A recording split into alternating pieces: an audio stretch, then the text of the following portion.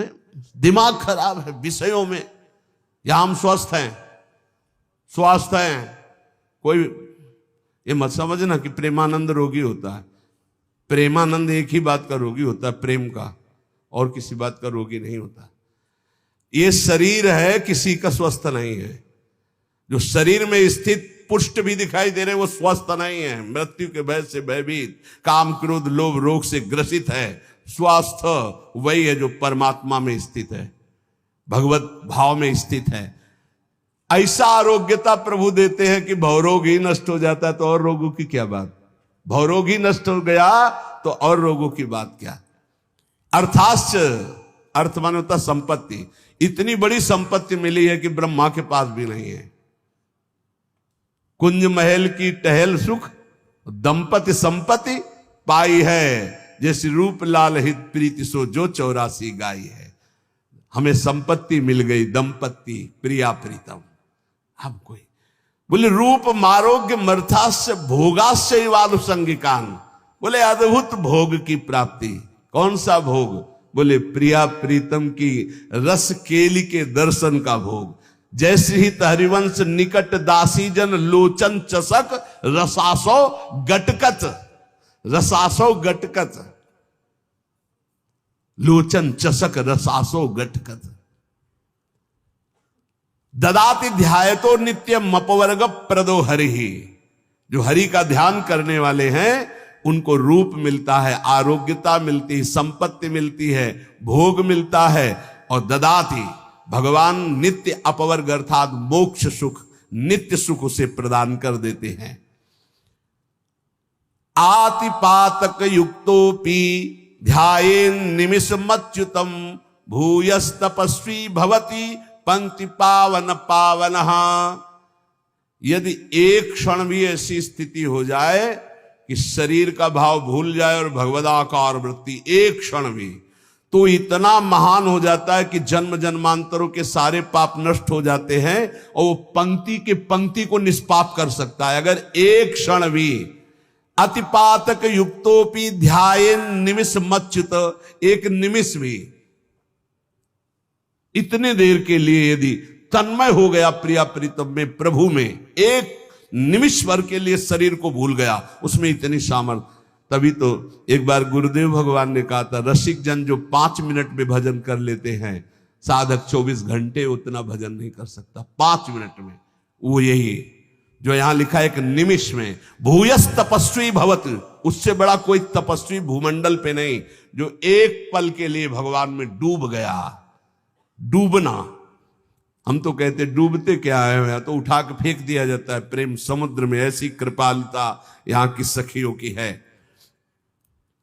जिसके कान में भगवान का नाम नहीं पड़ा, कीर्तन नहीं पड़ा, कथा नहीं पढ़ी, तो बोले स्वीडवराहोष्ट खरई संस्तुतः पुरुषः पशु नयत कर्ण पथो पेतो जातु नाम गदाग्रजः।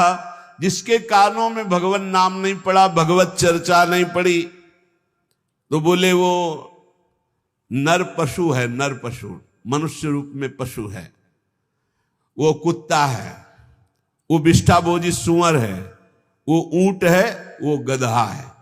ऐसा वर्णन करें। स्विड वराहोष्ट खरई है, स्विड वराहो खरई गधा, स्वान कुत्ता, ऊंट। क्यों?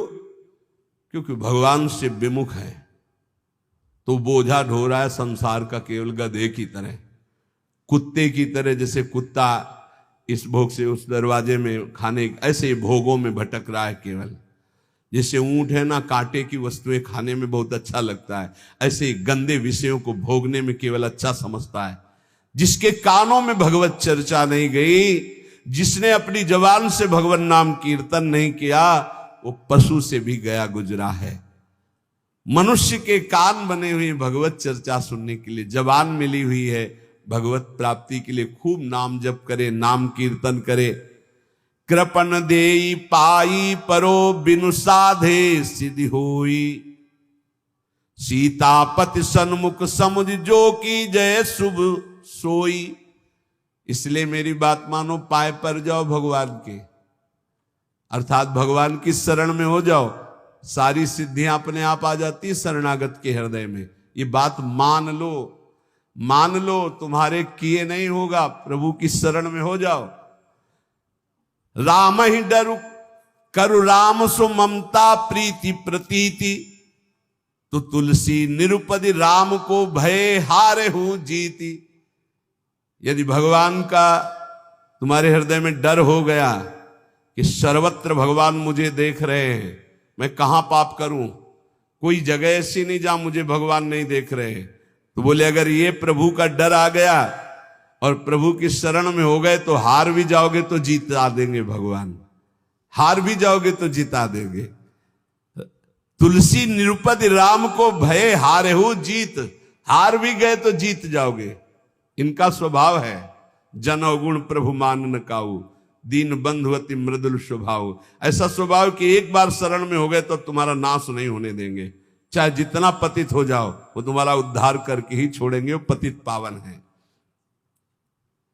वेद पुराण संत मत एहू, सकल सुकृत कर फल राम सनेहू।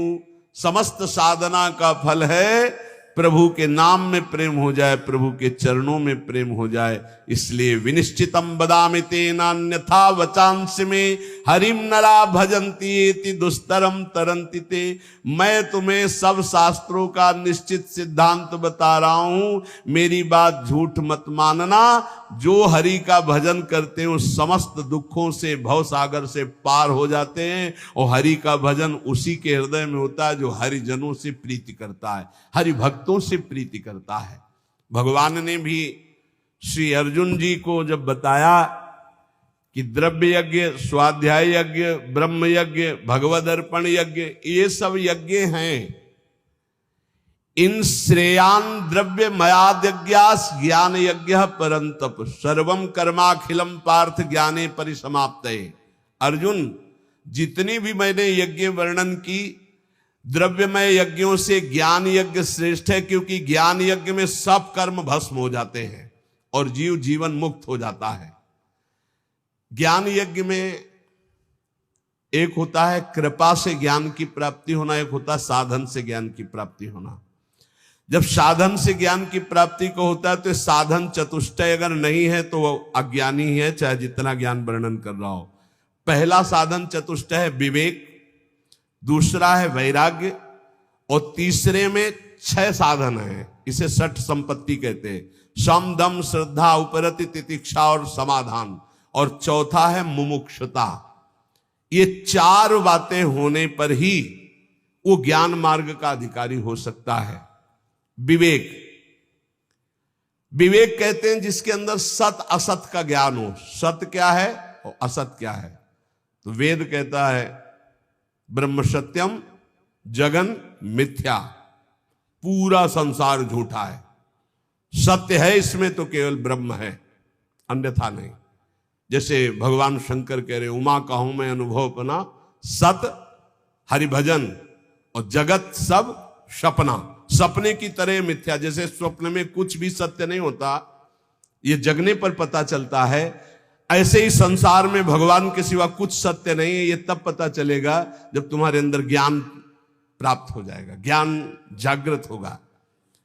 पहला है विवेक, सत असत का ज्ञान हो जाना, इसे विवेक कहते हैं। दूसरा है वैराग्य। वैराग्य का तात्पर्य है लोक परलोक के समस्त भोगों से भोगने की इच्छा का त्याग, भोग में सुख बुद्धि का त्याग, समीप भोग होने पर भोगने की न इच्छा होना, इसे वैराग्य कहते हैं। अब षट संपत्ति का वर्णन, बोले षट संपत्ति में सम, मन को इंद्रियों के विषयों से हटाकर अपने लक्ष्य में लगाना, उसे सम कहते हैं।